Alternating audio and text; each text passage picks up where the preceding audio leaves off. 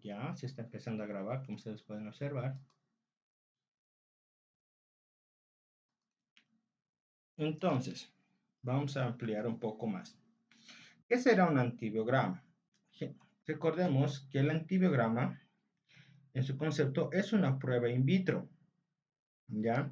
Generalmente, el antibiograma es una prueba in vitro que nos ayuda a determinar la susceptibilidad o la resistencia que estos agentes patógenos, como son las bacterias, nos causen daño. Entonces, estas técnicas tienen que estar estandarizadas. Por eso tenemos, para realizar antibiogramas, un libro muy específico que se llama la CLSI.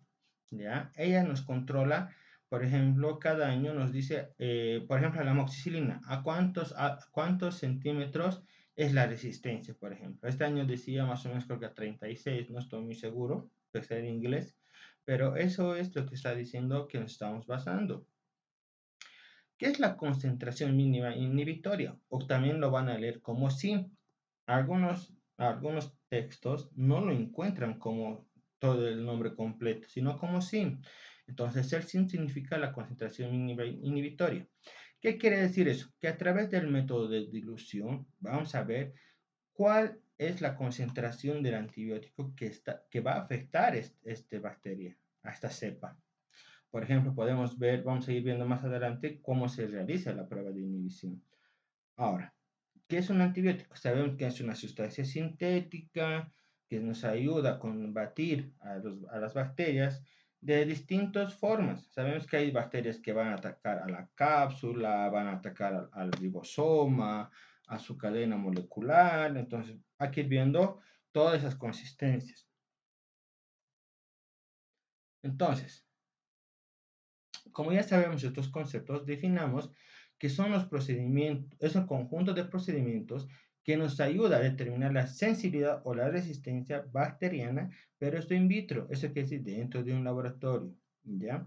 Esto es para ver que sean de formas terapéuticas o de quimioterapéuticas, pero tienen dos objetivos, especialmente el primer objetivo terapéutico va a ser la medición de la sensibilidad del antibiótico ante el agente patógeno, o sea, ante la bacteria, o cómo va a reaccionar esta bacteria ante, por ejemplo, la amoxicilina, ¿no ve? Entonces, su segundo control es el control epidemiológico, ¿ya? Nos va a ayudar a controlar cuánto es la población que tiene la resistencia a la amoxicilina, por ejemplo, en Bolivia.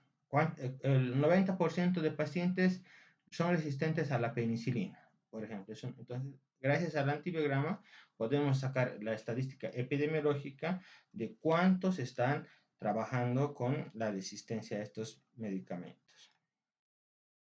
Ahora, ¿qué es una resistencia? Generalmente es la inhibición o no desarrollo de un fármaco ante una bacteria. Por ejemplo, para que vean, un poquito, no se está viendo bien. Ya, pero son dos halos. Sí, está muy blanco. Van a disculpar, pero en el video de la grabación van a un poquito a entenderme. Entonces, son dos halos que están bien, dos fármacos, dos enzitiscos, que van a dar uno con un halo grande que es sensible y un halo pequeño que es resistente. Entonces, esa es la resistencia. Ve la capacidad, el tamaño de inhibición que tiene la bacteria. Perdón, sin querer. La resistencia está dividida entre cuatro. La resistencia natural, adquirida, cruzada y asociada. Resistencia natural. Generalmente hay resistencia innata o humoral dentro del cuerpo, ¿no? Del sistema inmunológico. A eso lo llamamos resistencia natural. Sabemos que las inmunoglobulinas van a salir de nuestro cuerpo a defenderse ante una bacteria. Van a tener memoria estas inmunoglobulinas o el sistema inmune. Entonces, de forma natural, van a adquirirlos para matarlos la siguiente vez que ingrese. Perdón. La resistencia adquirida generalmente va a ser cuando nosotros usemos un antibiótico, esta nos proteja de alguna bacteria, alguna cepa, y la siguiente vez que usemos, estamos viendo eso. Una resistencia cruzada va a ser cuando vayamos a ver los dos tipos de casos, tanto la natural como la adquirida. Y la asociada es cuando hay dos tipos de cepas de la misma familia. Por ejemplo, la Escherichia coli pueden tener dos tipos de familia diferentes por su código genético. Eso es una asociada. Generalmente, ¿qué tenemos que hacer? ¿Cuáles son las reglas de oro en el antibiograma? Generalmente, todas las cepas que ustedes tienen que ser aisladas ya identificadas. ¿Cómo? ¿Cómo se identifica? A través de los medios de cultivo y las pruebas bioquímicas, ¿ya? Es muy importante, como les decía en anteriores videos, que el tiempo de crecimiento ayuda e influye. Si ustedes dejan más de las 48 horas en Müller-Hinton, por ejemplo, estas cepas se van a envejecer, o sea, se van a secar, como decir vulgarmente o normalmente, para que me puedan entender. Entonces, si estas se van a secar, ya no van a dar la misma resistencia o la misma inhibición ante un sensidisco o ante un antibiótico. Es por eso que se debe trabajar dentro de las 24 horas, como ven las fases, ¿no? Entonces también, como ustedes ya sepan, ya saben la identificación, a qué bacteria están tratando por las pruebas bioquímicas de identificación, entonces les va a ser más fácil realizar los antibiogramas. Ahora, ¿cuántos tipos de antibiogramas hay? Generalmente vamos a hacer dos, ¿ya? Los métodos cualitativos, que es por la difusión de discos, el método de Kirby-Bauer, y métodos cuantitativos por el método del SIM, ¿ya? Vamos a hacer la dilución en agar, caldo, método Epsilon test o automatizados. Generalmente yo nunca todavía he usado automatizados, pero solo sabemos que hay ese tipo de técnicas en otros países. Entonces, para que vean las flechitas que se van a observar, no hay halo de inhibición, a eso se lo conoce como resistente al antibiótico. Y si ven en el otro ejemplo, van a ver que es la flecha más larga, a eso se le llama sensibilidad ante el antibiótico. ¿Ya? Entonces, vamos a ir viendo los métodos de difusión. El método de difusión de discos, o llamado también método de Bauer-Kirby o de Kirby-Bauer, va a ser un método generalmente formación de un inóculo. ¿Qué es un inóculo? Es simplemente la esterilización de la solución fisiológica a 121 gramos por una hora.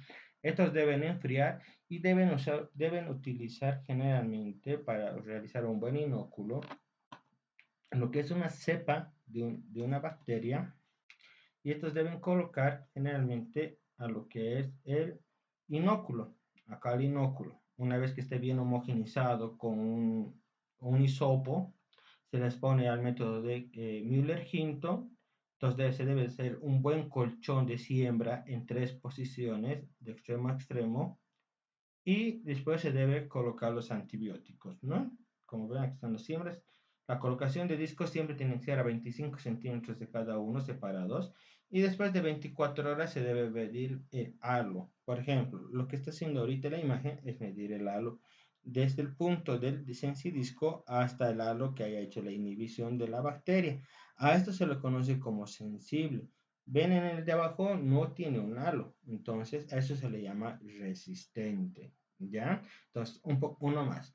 El inóculo es el primer paso que ustedes deben realizar antes de hacer antibiogramas. La formación, cómo se prepara un inóculo, es la solución fisiológica.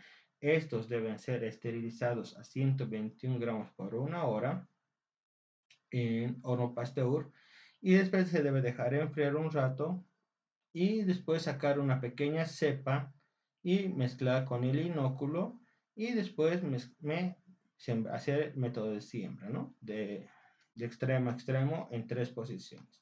Una vez que hayan hecho un buen colchón de siembra, se debe colocar los encidiscos a 25 centímetros de uno entre otro, ¿ya?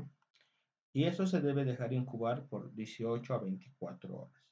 Entonces, estos se van a realizar 24 horas después la medición de estos halos, ¿ya? Entonces van a estar, mientras más el halo sea más grande, es más sensible, pero tienen que leer un poco la CLCI para determinar cuánto es la sensibilidad, por ejemplo, a los diferentes antibióticos. como ser, a ver, la amoxicilina, la sensibilidad es a 7. Por ejemplo, si este no mide más de 7 centímetros desde el medio extremo a extremo, entonces puede ser un intermedio o un sensible. Si mide menos de 1 centímetro, es súper resistente. ¿Ya? A eso me estoy refiriendo. Ahora, la dilución en agar. Generalmente usamos el cultivo. Vamos a usar métodos de siembra.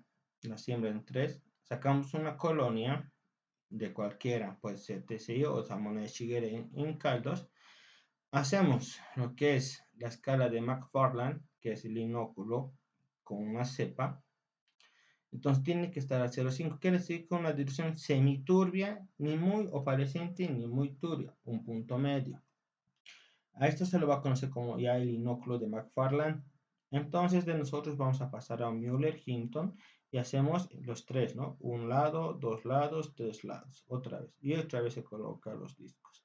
Este es el procedimiento correcto que se debe realizar, ¿no? Todo este procedimiento hacemos en el laboratorio cuando hacemos antibiogramas.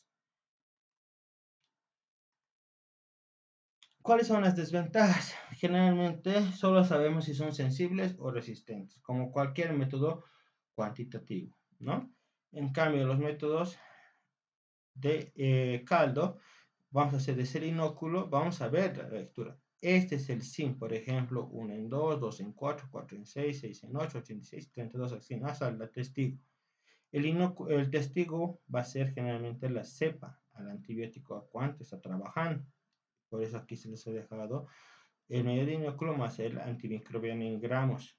Entonces, si está en la dilución de 1 en 4, ahí ha parado de diseminar, o sea, en 1 en 2 hay todavía lo que es las bacterias, entonces se sigue al siguiente. Y si no hay, ese es el punto máximo, es la concentración mínima inhibitoria del antibiótico. Entonces, como vemos en el ejemplo, solo está reaccionando en 1 y en el 2.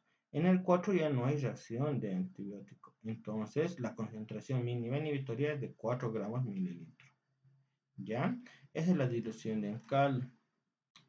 Entonces, lo mismo hacemos. Les estoy explicando para que lean en los 3 puntos del inóculo, ¿no? Y colocar la aplicación de sensidiscos. Generalmente son 2 cajas, 6 discos por caja. Son 6 genéricos y 6 específicos para bacterias, ¿no? La medición de los halos. Esto es un halo sensible. Entonces se mide desde el extremo hasta el otro extremo. Y se miden por ejemplo, los milímetros. ¿A cuántos milímetros son de este? Por ejemplo, aquí son 27 milímetros más o menos de sensibilidad. Entonces, eso tienen que ver. Tienen que leer. Aquí hay algunos antibióticos, por ejemplo, aquí les decía de la ampicilina. Si el halo es menor de extremo a extremo, menor a 13 milímetros, es resistente. ¿Ya? Si está entre 14 y 16, el extremo a extremo es un fármaco intermedio. Y un sensible va a ser mayor a 17. ¿Qué será intermedio? Puede que en algunos casos pueda que reaccione el antibiótico al paciente o pueda que no reaccione el antibiótico ante el paciente.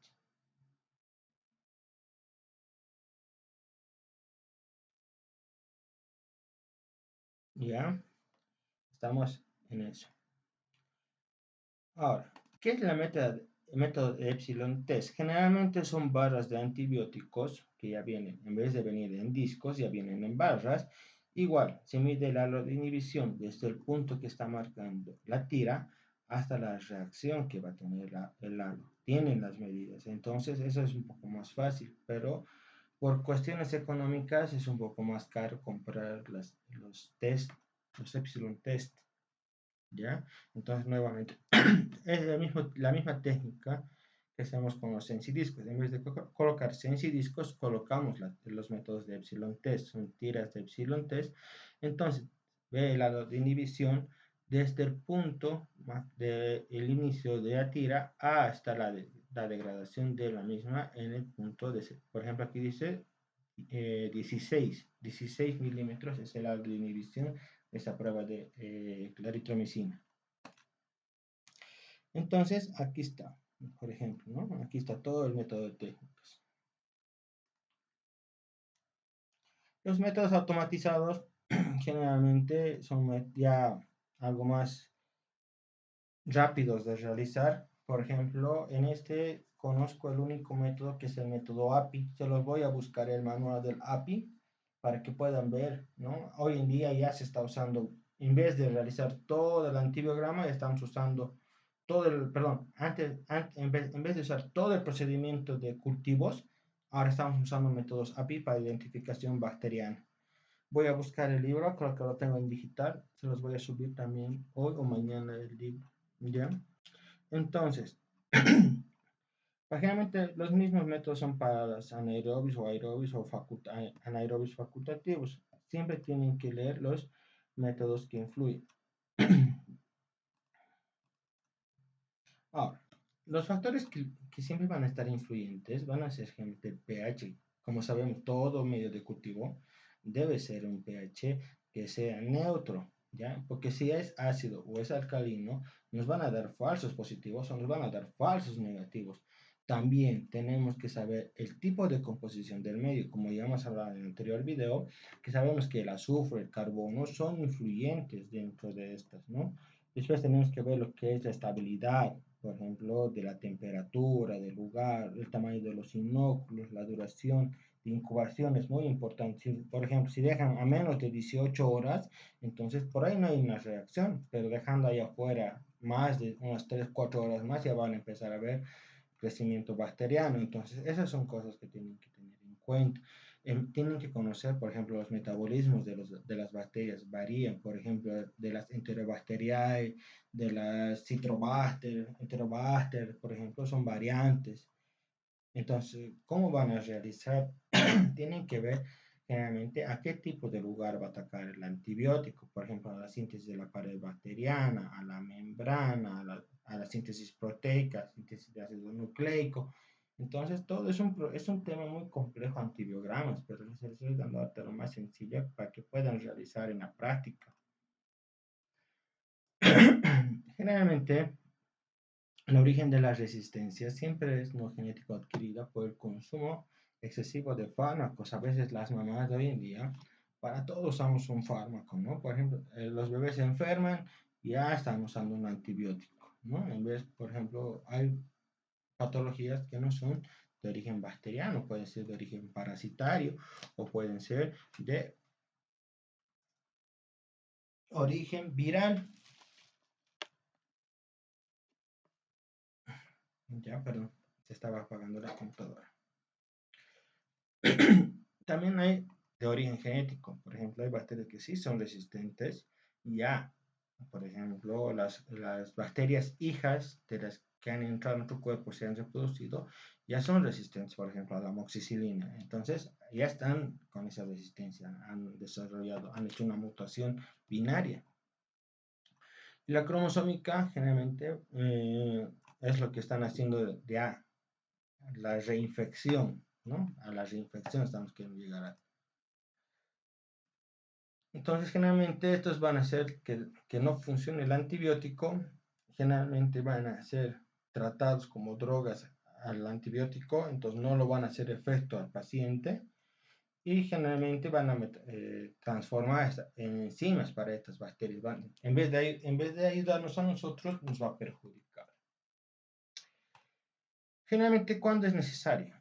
Cuando nosotros realizamos cualquier tipo de prueba, es necesario saber el tipo de antibiótico. Mejor si hacemos un antibiograma de todos los pacientes, estas los necesiten o no los necesiten. ¿Por qué? Porque eso nos va a ayudar a los que estamos en la medicina, a los médicos de cabecera van a ser, que ayuden a ver a qué medicamentos nos vamos a enfrentar. Por ejemplo, ya hoy en día se está viendo que las cefalosporinas de tercera generación ya se están perdiendo. Entonces, hay que tener mucho cuidado ante eso. Entonces, si perdemos las cefalosporinas, ya pacientes que presentan un pequeño dolor de muelas por casos sépticos, ya no se les va a poder dar analgésicos. Entonces, por eso es muy importante, desde mi punto de vista personal, que deberíamos realizar a todos un antibiograma cuando se les pide un cultivo, sea coprocultivo, urocultivo, hemocultivo, líquido cefalorraquídeo, secreción vaginal, secreción uretral, secreción óptica o cualquier otro tipo este, de cultivo que estábamos realizando. Y además esto nos ayuda a vigilar generalmente el tema epidemiológico, como decía anteriormente, para ver el tipo de enfermedad y el tipo de antibióticos que estamos teniendo esa resistencia. Por ejemplo, vamos a ver que no produzca, por ejemplo, hepatotoxicidad, que no produzca nefrotoxicidad o problemas cardíacos. Por ejemplo, si hay un mal antibiograma para el líquido cefalorraquídeo, entonces le vamos a dar, por ejemplo, un mal tratamiento al paciente, donde pueden también dañar a la formación de glóbulos rojos, ¿no? Entonces, esas cosas hay que tener mucho cuidado. Pero yo, desde mi punto de vista que ustedes tienen, yo prefiero que realicen a todos un antibiograma para saber su sistema de antibióticos, ¿no? Dentro de la hoja de resultados, bueno, debe variar en cada nosocomio o en cada centro. Entonces nos colocamos el antibiótico, la concentración a la cual ustedes estarían colocando los sensidiscos, su halo de inhibición y cómo interpreta si es resistente o es sensible, ¿no? Obviamente que deben colocar el nombre del germen, ¿sí? Nunca se olviden a qué germen están tratando. Entonces,